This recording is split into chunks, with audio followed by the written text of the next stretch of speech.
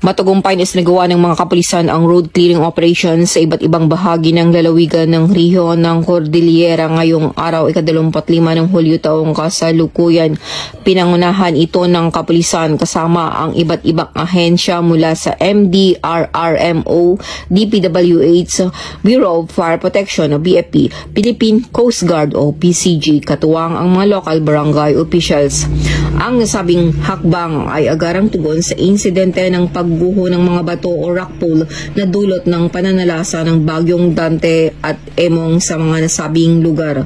Nilinis at nadaraanan na muli ang apektadong kalsada, subalit pinapayuhan pa rin ang publiko, lalo na ang mga motorista, na mag-ingat sa pagdaan sa lugar dahil sa banta ng posibleng karagdagang pagbagsak ng mga debris mula sa bundok. Ang kapulisan ng Cordillera ay patuloy sa pagsasagawa ng mga ganitong operations, katuwang ang iba't ibang ahensya para sa pagpapanatili ng kaligtasan at bilang bahagi ng mga tinatibay na Philippine National Police Disaster Response efforts sa panahon ng kalamidad. Mula dito sa rehiyon ng Cordillera, ito ang iyong PNN correspondent, Police Master Sergeant Lenny Valerio, alagad ng batas, tagataguyod ng Balitang Pulis.